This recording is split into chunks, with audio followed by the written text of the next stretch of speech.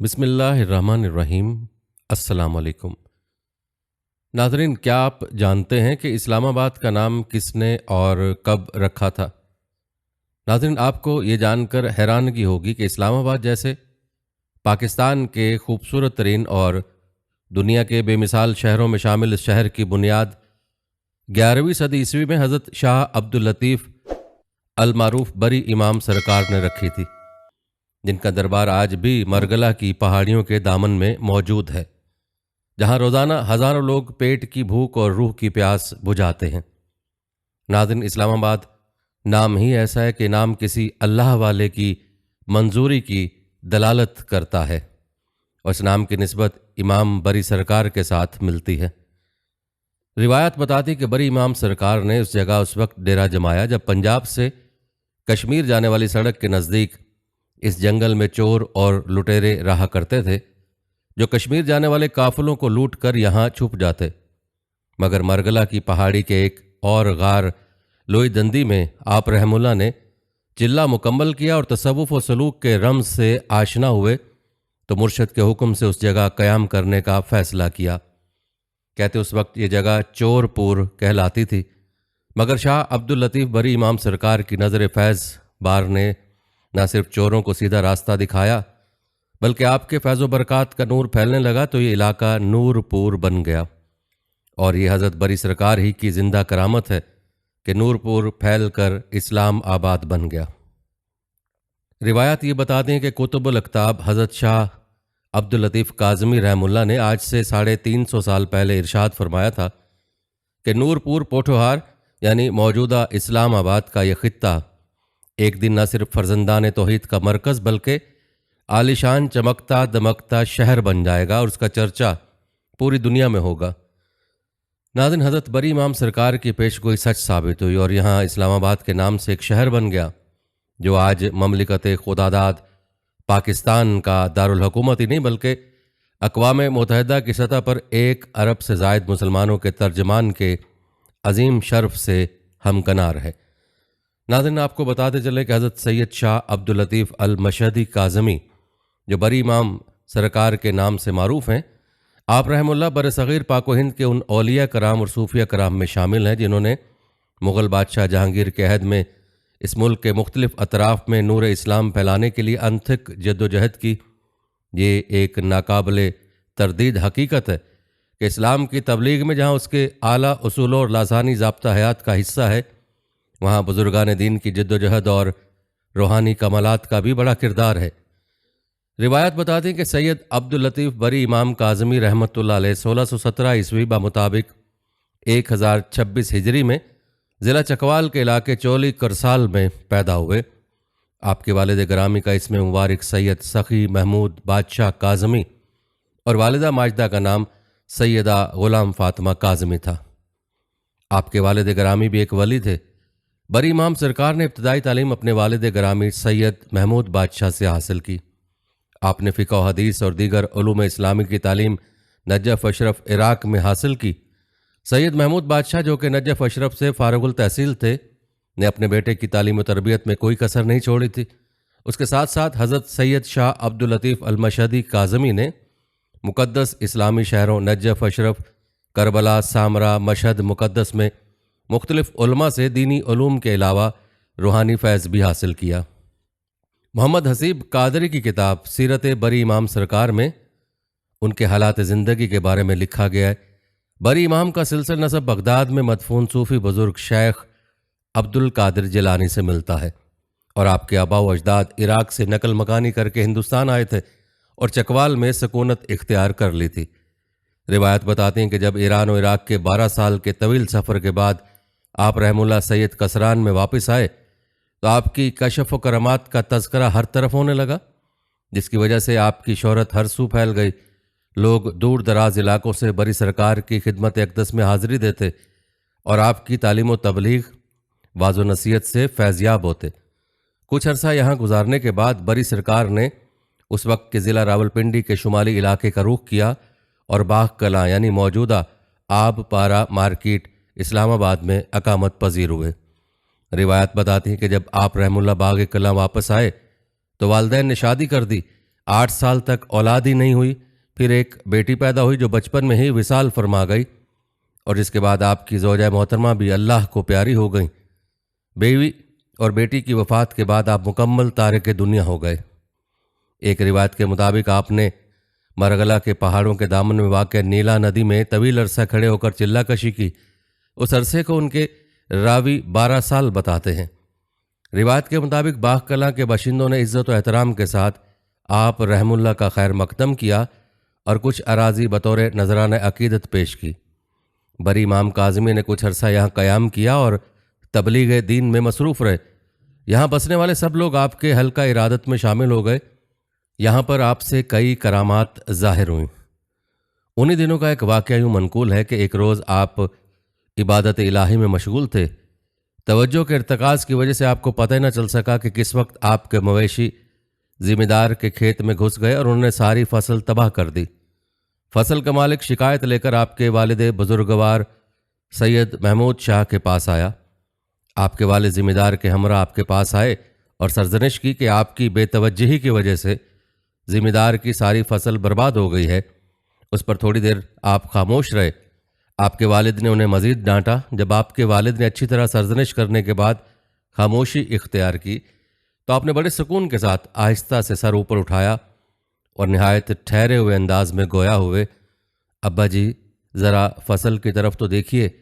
جو ہی آپ کے والد محترم نے فصل کی طرف دیکھا، وہ یہ دیکھ کر حیران رہ گئے کہ چند لمحے پہلے جو فصل تہس نہس تھی، اب ایک سرسبز و شاداب کھیت کی صورت میں لہلہاتی ہوئی نظر آ رہی تھی۔ یہ دیکھنا تھا کہ ذمہ دار کی حالت عجب ہو گئی۔ وہ آپ کے قدموں میں گر کر گڑ گڑا کر معافی مانگنے لگا۔ ناظرین، اسی طرح کا ایک واقعہ آپ رحم اللہ کے بچپن کے حوالے سے بھی منقول ہے۔ کہتے جب آپ کی عمر تقریباً 10 سال تھی تو آپ اپنے مویشی چرانے کے لیے گاؤں سے دور کھیتوں میں چلے جاتے۔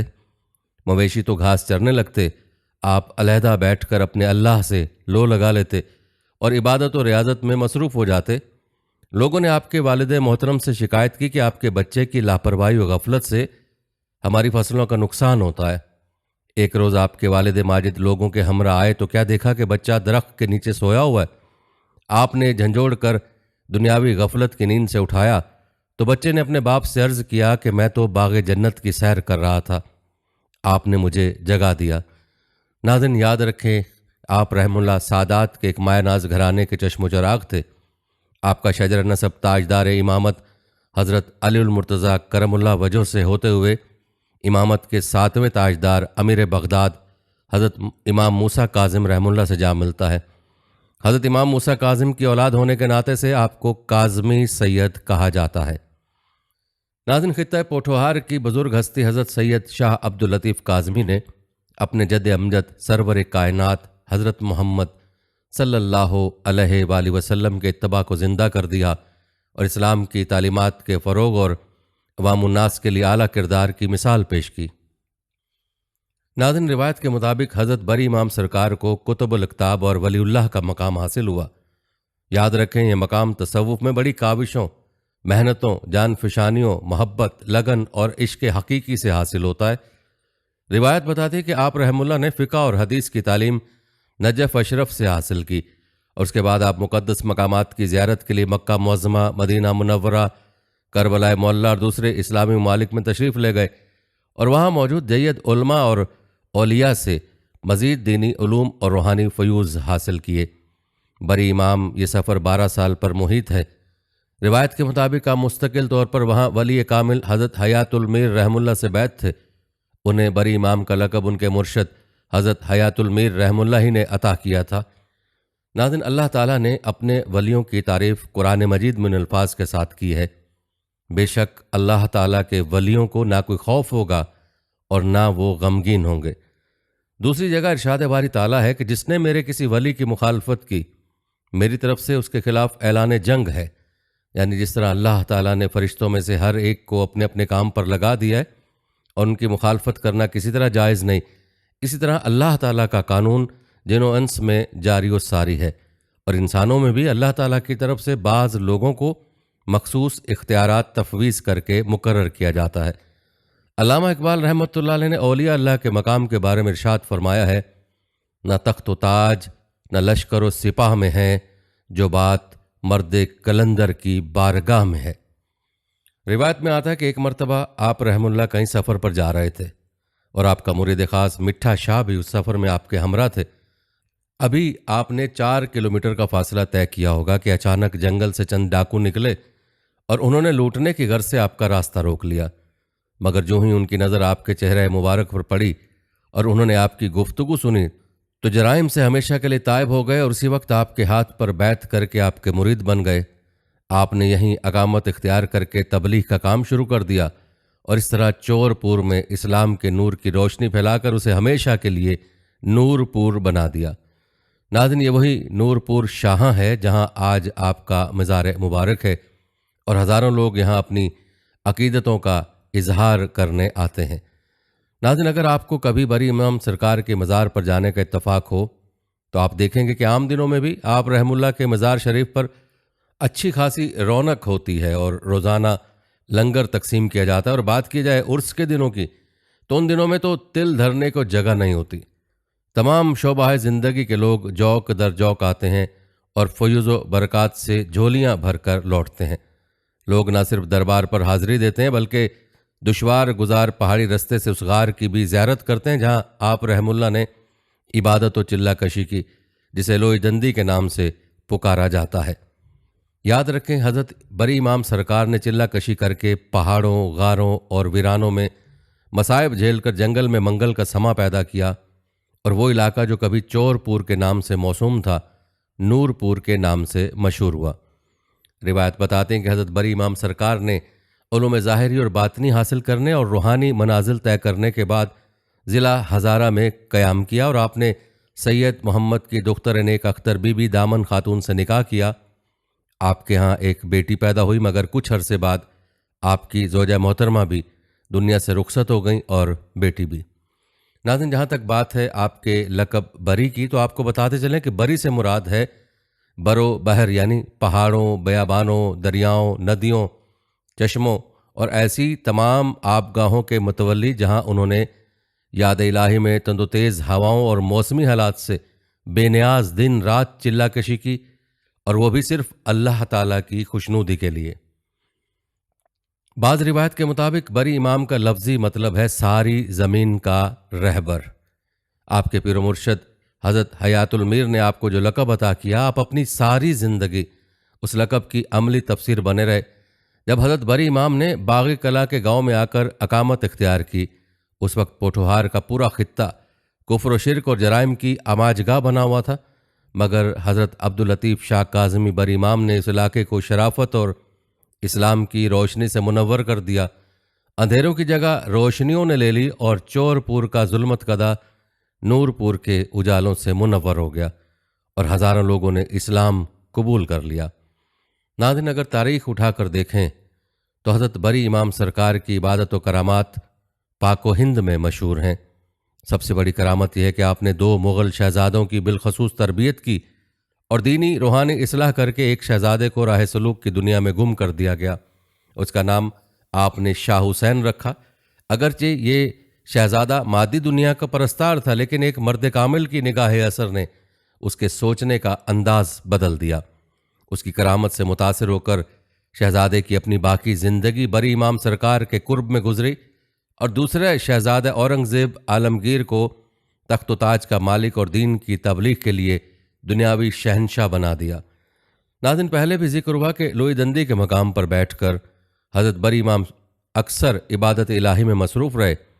روایت میں آتا ہے کہ جب آپ عبادت میں مصروف ہوتے تو ایک جن آ کر آپ کو پریشان کرنے لگتا اور آپ کی عبادت میں خلل ڈالنے لگتا۔ جب وہ جن اپنی شرارتوں سے کسی صورت باز نہ آیا تو آپ رحم اللہ نے اس سے نجات حاصل کرنے کے لیے دعا کی تو وہ جن وہیں پتھر بن گیا۔ یہ نشانی لوئی دندی کے مقام پر آج بھی موجود ہے، اور ملک بھر سے ہزاروں لوگ حضرت امام کی یہ کرامت دیکھنے نور پور شاہاں جاتے ہیں اور اس مقام کی زیارت کرتے ہیں جہاں بیٹھ کر آپ عبادت کیا کرتے تھے۔ ناظرین، اس واقعے کے علاوہ حضرت امام بری سے متعلق ایک واقعہ کافی مشہور ہے۔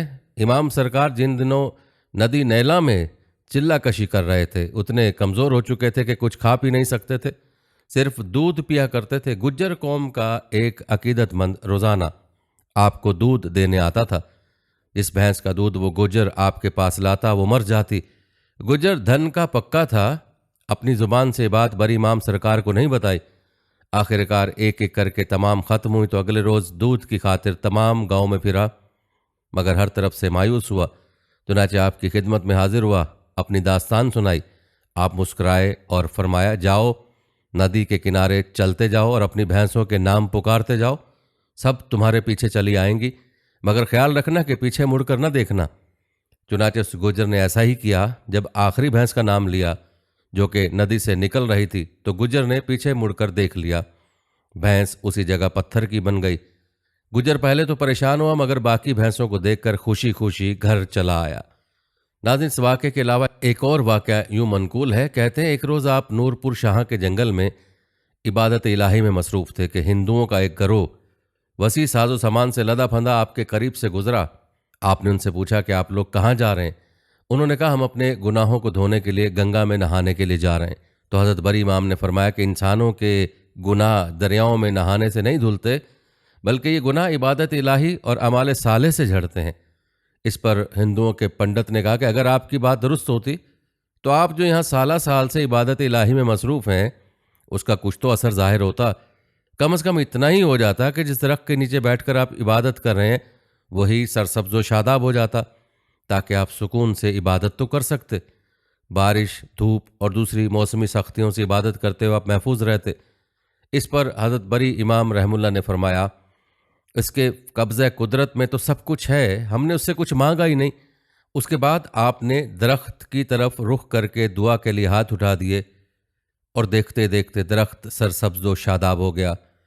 ہندوؤں نے جب یہ دیکھا تو اس قدر متاثر ہوئے کہ اسی وقت سارا گروہ آپ کے ہاتھ پر مسلمان ہو کر آپ کے حلقہ ارادت میں شامل ہو گیا۔ ناظرین، امام بری سرکار کی کرامات کے بہت سے واقعے ہیں جو مختلف روایات میں بیان ہوئے۔ ایک اور روایت کے مطابق ایک بار جب علاقے میں قحط کا سامنا ہوا تو امام بری سرکار نے اللہ سے بارش کے لیے دعا کی۔ جلد ہی اللہ کی رحمت سے بارش شروع ہوئی اور زمین سرسبز ہو گئی، جس سے لوگوں کو ان کی دعاؤں کے اثر کا یقین ہو گیا۔ ان کرامات کی وجہ سے امام بری سرکار کو لوگ دلی احترام اور محبت سے یاد کرتے ہیں اور ان کے دربار پر زائرین کا رش لگا رہتا ہے۔ ناظرین، ایک اور مشہور واقعہ یوں بتایا جاتا ہے کہ ایک بار جب کوئی شخص مالی تنگی اور مشکلات کا شکار تھا، امام بری سرکار نے اسے دعا دی اور اللہ کے فضل سے اس شخص کے رزق میں کشادگی اور برکت آ گئی۔ اس واقعے کے بعد اس شخص نے اپنی زندگی کو امام بری سرکار کی تعلیمات کے مطابق ڈھال لیا اور ان کے عقیدت مندوں میں شامل ہو گیا۔ ناظرین، یاد رکھیں، اللہ والوں کی تعلیمات ہمیشہ قرآن و سنت کے مطابق ہوتی ہیں۔ یہی وجہ ہے کہ امام بری سرکار کے اقوال صوفیانہ حکمت، انسانیت کی خدمت اور تقوی کے بارے میں جو خدا کا دوست ہوتا ہے وہ لوگوں کے لیے سکون کا باعث بنتا ہے۔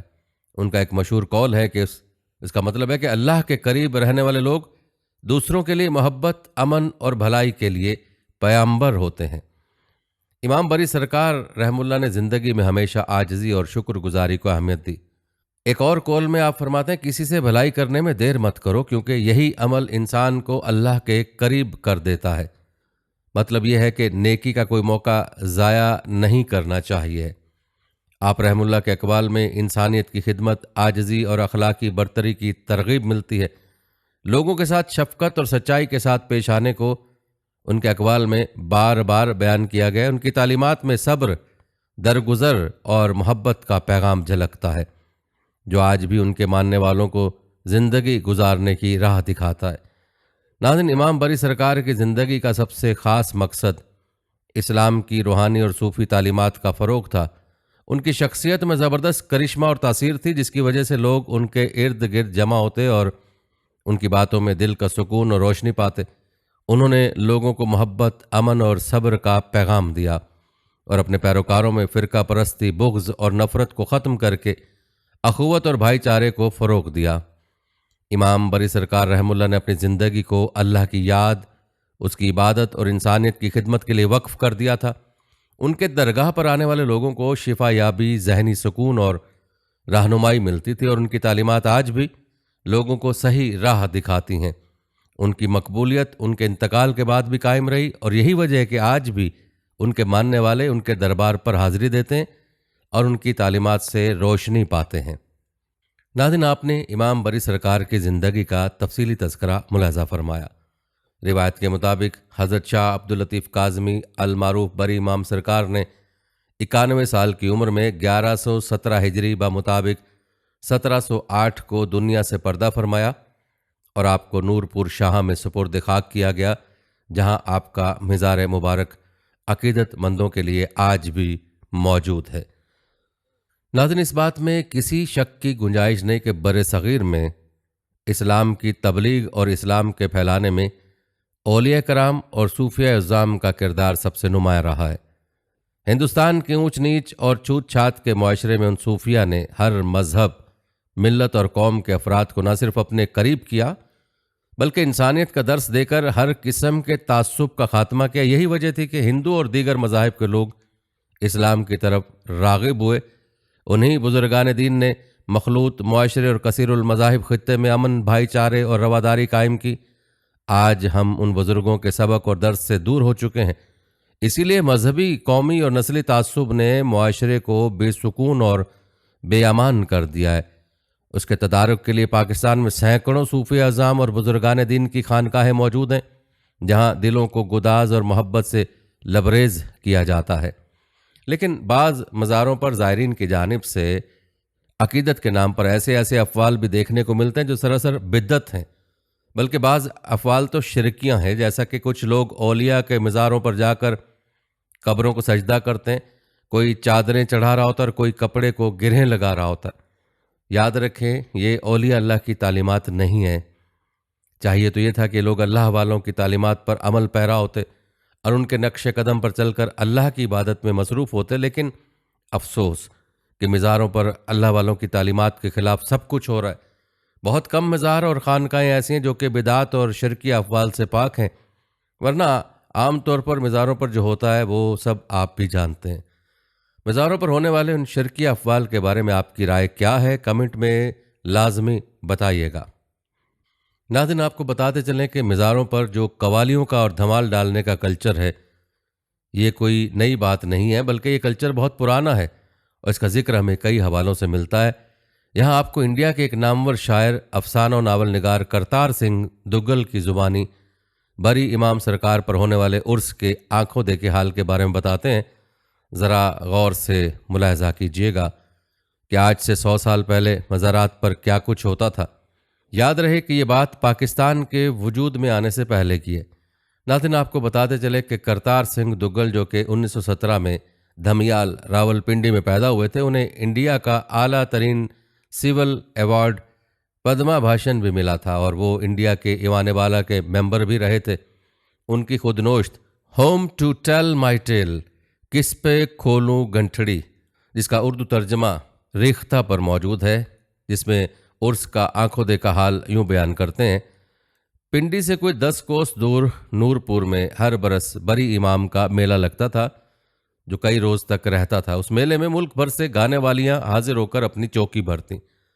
گانے والیاں آتی تو تماش بین بھی آتے۔ نور پور کی چہل پہل دیکھنے والی ہوتی، ہر آنگن مہمانوں سے بھرا ہوا ہوتا۔ شہر کے اندر اور باہر کھلی جگہوں پر رنگ برنگے شامیانوں کا جھرمٹ سا لگا رہتا۔ دن رات گانے والیوں کی تانے، ناچنے والوں کے گھنگروں کی جھنکار آس پاس گونجتی رہتی۔ کرتار سنگھ دگل لکھتے ہیں کہ جب میں اپنے مسلمان دوست کے ساتھ پہلی بار بری امام کا میلے دیکھنے گیا تو شام کے دھندلکے چھا رہے تھے، ہر طرف تمبو ہی تمبو لگے تھے۔ اسی دن راولپنڈی سے جلوس اور ڈالیاں آ رہی تھیں، بے حد بھیڑ تھی۔ یا بری امام کے نعرے لگاتے، قوالیاں گاتے ہوئے مرد پاؤں میں گھنگرو باندھ کر ناچتے۔ جلوس جب درگاہ کے نزدیک پہنچے تو تمبوں کے دونوں طرف لگی ہوئی بتیاں جگمگ جگمگ کرنے لگیں۔ بگڑے ہوئے پٹھان مستی میں جھومتے، پٹواری جاٹ نشے میں دھت، ذمہ دار ہر آدمی کے ہاتھ میں لاٹھی تھی، ہر دوسرے آدمی کے گلے میں پستول تھا یا کندھے پر 2 نالی بندوق۔ ہوٹلوں پر لوگ ٹوٹ ٹوٹ پڑتے، کہیں پر کبابوں کی خوشبو، کہیں بریانی کی سگندھ، کہیں پر فالودہ کلفی، کہیں پر جلیبیاں، اور اندر سے قدم قدم پر پان کی دکانیں، قدم قدم پر سگریٹ اور بیڑی کے خانچے۔ ابھی ہم میلے کا پورا چکر بھی نہیں لگا پائے تھے کہ گھنگروں کی جھنکار اور گیتوں کی بول کی تانیں سنائی دینے لگی۔ ہر اڈے پر شام کی حکمرانی کسی خاص تماشبین کی ہوتی تھی، لیکن گانا سننے کے لیے کوئی بھی آ سکتا تھا۔ لیکن جس کسی نے گانا سننے والی کی شام کو اپنے نام کیا ہوتا، محفل میں زیادہ تر اسی کی چلتی تھی۔ اس کی مرضی کے گیت گائے جاتے، اس کی مرضی کا ناچ ہوتا۔ تماشبین ویل بھی دیتے، لیکن شام کے مالک کی برابری کوئی نہیں کر سکتا تھا۔ کابل کندھار سے اونچے توراروں والے پٹھان اپنے گھوڑوں پر سوار ہو کر بندوقوں کے ساتھ سجے دھجے آتے۔ ایک ایک ٹولی میں کئی گھوڑے، کئی رافلیں ہوتی جیسے فوج چڑھ کر آئی ہو۔ ربر کے ٹائروں والے تانگے اور جہاز کی طرح بڑی بڑی موٹروں پر سوار ہو کر لاہور اور پشاور کے سر پھرے رئیس آتے۔ ان کی جیبیں نوٹوں سے اوپر تک بھری ہوتیں۔ پھر لکھنؤ بنارس کے نواب اور جاگیردار آتے، اپنے ہواریوں میں گھرے۔ ان کو پتہ ہی نہ چلتا کہ کب دن چڑھا، کب رات ہو گئی۔ گانے والیاں ساری رات گاتیں، سارا دن گاتیں، نہ وہ تھکتی نہ سننے والے ہارتے۔ ہر اڈے پر تماشبینوں کی بھیڑ لگی رہتی، ہر ادا پر لوگ قربان ہو جاتے۔ ایک گانا ختم ہوتا تو دوسرا شروع ہو جاتا، ایک ناچ کر ٹلتی تو دوسری ناچنے والی حاضر ہو جاتی۔ سازندے بدلتے، کئی چوکیاں آتی، لیکن تماشبین ہلنے کا نام نہ لیتے۔ چاندی کے روپے، سونے کی موریں اور نوٹ یوں اڑاتے جیسے پانی بہتا ہے۔ تب بھی بری امام کے میلے میں شامل ہونا بڑے ثواب کا کام سمجھا جاتا تھا۔ رنڈیوں کو یقین تھا کہ ان کے گانے ناچنے میں اور ہی قسم کی خوبی پیدا ہو جاتی ہے، ان کی محفلوں کی شہرت بڑھتی ہے۔ جو بھی بری امام کی درگاہ پر حاضر ہوتی، مالا مال ہو کر لوٹتی۔ ناچنے گانے والوں کی بیٹیاں، کنواری رقاصائیں بری امام کے میلے کا انتظار کرتیں۔ مختلف رسموں کے لیے راجے، نواب، بڑے بڑے جاگیردار، خان اور شیخ بوریاں بھر کر روپے لاتے اور پھر سارا سال اس میدان مارنے کی کہانی سناتے رہتے۔ وہ خاک کے سیاہ ہو جاتے، لیکن اس میکوں پر اپنی مونچھ نیچی نہ ہونے دیتے۔ ناظرین، یہ تھا مختصر تذکرہ آج سے 100 سال پہلے کے میلے کا، جو آپ نے ایک ہندو لکھاری کی زبانی ملاحظہ کیا۔ آج کل کے عرس میں اگرچہ ناچ گانے کا ایسا کلچر موجود نہیں ہے جو آپ نے اس کرتار سنگھ کی زبانی ملاحظہ کیا ہے، البتہ قوالیاں اور دھمال آج کل بھی ان میلوں میں دیکھنے کو ملتا ہے۔ ناظرین، یہ تھی ہماری آج کی ویڈیو۔ کمنٹ سیکشن میں اپنی رائے کا اظہار ضرور کریں اور بتائیں کہ آپ اگلی ویڈیو کون سے اسلامک ٹاپک پر دیکھنا چاہتے ہیں۔ آپ کی قیمتی رائے ہمارے لیے بہت اہمیت رکھتی ہے، اور جانے سے پہلے ویڈیو کو شیئر ضرور کیجیے گا۔ ہم امید کرتے ہیں کہ آپ کو ہماری آج کی ویڈیو ضرور پسند آئی ہوگی۔ اگر آپ کو ہماری آج کی یہ ویڈیو پسند آئی تو اس کو لائک کریں۔ آخر میں ان لوگوں سے ایک بار پھر درخواست ہے کہ ہمارے چینل کو ضرور سبسکرائب کر لیں جنہوں نے ابھی تک ہمارا چینل سبسکرائب نہیں کیا، اور سبسکرائب کے ساتھ لگے گھنٹی کے بٹن کو بھی ضرور کلک کریں تاکہ آپ کو ہماری ہر آنے والی ویڈیو کا نوٹیفیکیشن بر وقت ملتا رہے۔ اللہ تعالیٰ آپ کو اپنی حفظ و امان میں رکھے، آمین۔